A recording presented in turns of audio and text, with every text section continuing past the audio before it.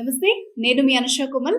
మోకాళ్ళ నొప్పులకి ఇంకా ఆపరేషన్ తప్ప గత్యంతరం లేదు అన్న సిట్యుయేషన్‌లో కూడా ఒక ఇంజెక్షన్‌తో ఎన్నో వేల మందికి రిలీఫ్‌నిచ్చిన డాక్టర్ సుధీర్ ధారా గారు ఇవాల్టి మన గెస్ట్.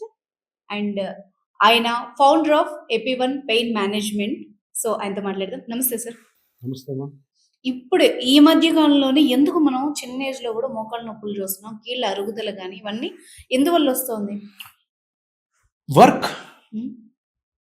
అంబిషియస్‌గా ఉండడం, ఎక్కువ పని చేయాలా, ఎక్కువ డబ్బులు సంపాదించుకోవాలా, ఫుడ్ హ్యాబిట్స్. హ్మ్. బేసిక్‌గా ఏంటంటే మోకాలు నొప్పులు రావడం అన్నది వచ్చిన తర్వాత ట్రీట్మెంట్ అన్నది కాదు ముఖ్యం. హ్మ్. ఇపియాన్ ప్రైమరీ ఏం తెలుసా? నా ముఖ్య ఉద్దేశం ఏంటి తెలుసా? హ్మ్. ఇపియాన్‌లో జరుగుతున్న పిఆర్‌పి ట్రీట్మెంట్ కూడా ఆగిపోవాలి. హ్మ్. ఆపరేషన్ ఎట్లాగా ఆగాలి? ఎప్పుడు ఆగుతుందో చెప్పు?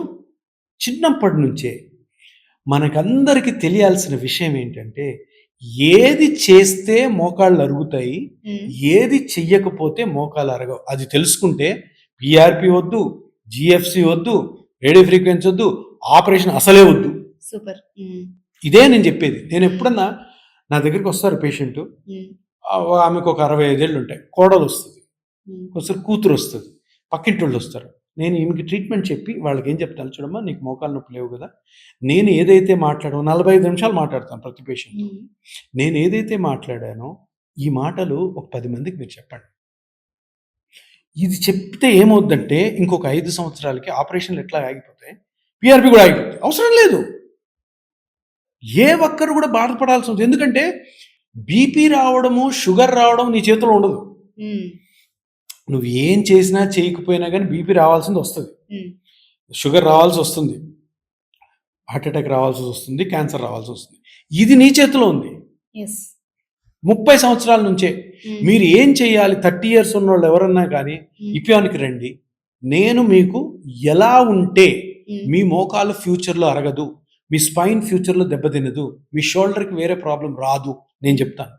So okay. ప్రతి ఒక్కరు కూడా మన మన అట్లీస్ట్ మన సౌత్ ఇండియాలో నేను ఒకటే చెప్పేది, మీరు ఫ్యూచర్‌లో మీ ఫ్యామిలీ మెంబర్సు ఎవరైనా కూడాను ఏ బాడీ పెయిన్స్ లేకుండా ఉండాలంటే ఇపియాన్ని కన్సల్ట్ చేయండి.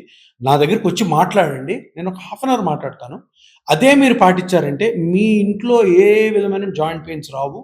ఎవరు కూడా నొప్పులతో ఏ ట్రీట్మెంట్‌కి పోవాల్సిన అవసరం లేదు. సో బేసిక్‌గా మనం చేసే మిస్టేక్స్ ఏంటి సార్? ఎక్కువ నిలబడడం, ఓహ్! ఎక్కువ ఎక్సర్సైజ్ చేయడం, హ్మ్. అనవసరంగా నిలబడుతూ ఇంట్లో అనవసరమైన పనులు చేయడం, హ్మ్. పని మనిషి పనులు చేస్తున్నాడు, పని మనిషి వెనకాల తిరగడం, పని మనిషి వెళ్ళిపోయాక అది సరిగ్గా చేయలేదని మళ్ళీ చీపురు పట్టుకోవడం, బాత్రూములు గడగడం. ఏది ఇంకోటి, నువ్వు జాబ్ చేస్తూ కూడా ఇంటి పనుల మీద పిచ్చి పెంచుకోవడం. హ్మ్. జాబ్ చేస్తున్నావు, పొద్దున్న సాయంత్రం బయట ఉంటావు, ఇంటికి పోయి ఏం పని చేయాలమ్మా, నీకు ఎందుకుంది, ఏం అవసరం, పని మనిషిని పెట్టుకో, ఆ ఎంప్లాయ్మెంట్ కూడా దొరుకుతుంది. హ్మ్. ఇంతమంది నిరుద్యోగులు ఉన్నారు, అప్పుడు నీ బాడీ కూడా సెట్ అవుతుంది. హ్మ్. ఓకే, ఆ పని మనిషికి పాపం దొరుకుతుంది, తను వచ్చి ఏదో 2,000 3,000 తీసుకుంటే హ్యాపీగా. సో మనం ఏం చేస్తాం, అంటే అందరిలో ఉన్న అపోహ ఏంటంటే ఎంత పని చేస్తే అంత హెల్త్, అదే ఏం లే, అడగబోతున్నా. సర్వనాశనం అయిపోతుంది అవును. బాడీ, హ్మ్. ఎంత పని చేస్తే అంత. హ్మ్. ఇంకొకటి, మన ఇండియన్ కల్చర్లో హ్మ్.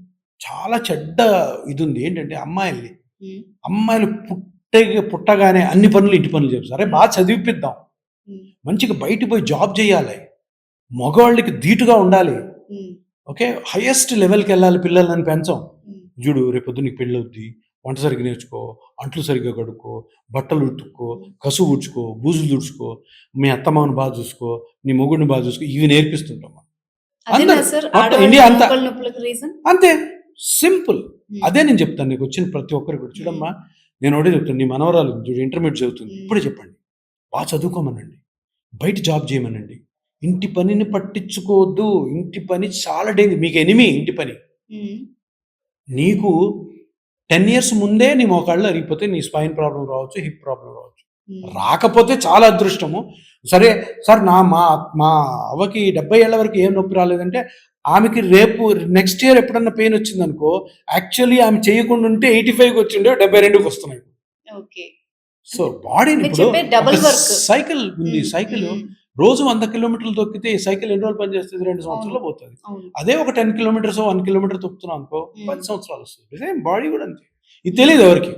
తెలిసినా చేయరు. మన మన మెంటాలిటీస్ అట్లుంటాయి. ఉమ్, హస్బెండ్స్ అందరూ కూడా ఏం సార్ 70 ఏళ్ళోళ్ళు వస్తారు నా దగ్గరికి, ఇద్దరు మా ఆవిడ వండాలి సార్, నాకు మా ఆవిడ వండితే నేను తింటానంటాడు.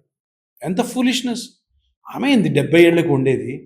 మోకాళ్ళ నొప్పులు ఉన్నాయి ఆల్రెడీ, స్పైన్ ప్రాబ్లం. ఒకటి కాదు, ఒక్కటి స్టార్ట్ అయిందంటే అన్నీ వస్తాయి. ఓకే. ఆపరేషన్లు చేసే డాక్టర్లు కూడా వాళ్ళందరికీ నా నా విన్నపం ఏంటంటే, వాళ్ళు జాగ్రత్తలు చెప్పరు. ఉమ్, ఎందుకు? అన్ని జాగ్రత్తలు చెప్తే ఆపరేషన్ చేసుకోరు.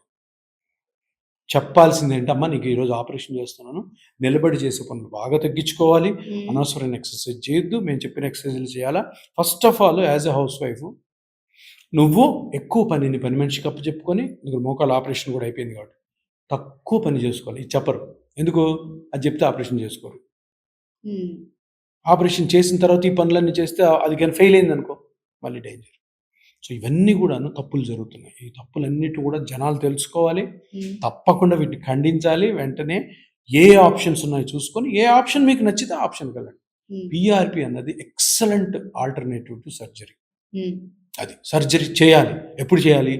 ఇంకా కాదు కూడదు అనుకున్నప్పుడే సర్జరీకి పోవాలి. ఉమ్, అప్పటి వరకు పిఆర్పి ఎక్సలెంట్గా పనిచేస్తుంది. నేను 100% పనిచేస్తుందని చెప్పను, కానీ దీన్ని తొక్కబడుతుంది చూడు, దీన్ని ఇది రాకూడదని చెప్పి ఎవరైతే దీన్ని ఫాల్స్ ప్రాపగాండా చేస్తున్నారు చూడు, ఆ మాటలు నమ్మకండి. ఇప్పుడు ఏ ఏజ్ వాళ్ళకి చేయొచ్చు సార్?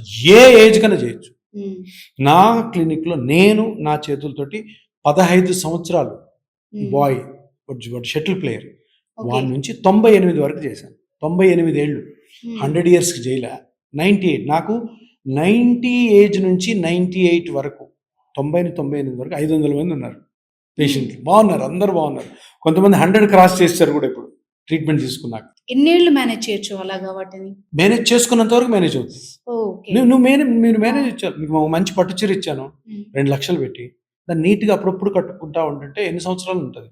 రోజు పట్టు చీర కట్టుకొని మనం ఇంట్లో అంట్లు తోమడం, గదులు ఊడ్చుకుంటే చిరిగిపోతుంది. అదేవిధంగా ఈ కార్టిలేజ్ ఏదైతే పెరిగి, ఏదైతే నీ జాయింట్లో రిపేర్ జరిగిన తర్వాత నీ జాయింట్ని ఎంత బాగా మెయింటైన్ చేసుకుని అన్ని సంవత్సరాలు వస్తాయి. ఉమ్, ఒకవేళ మళ్ళీ పెయిన్ వచ్చిందనుకో, మళ్ళీ ఒక చిన్న స్కాన్ చేస్తాం.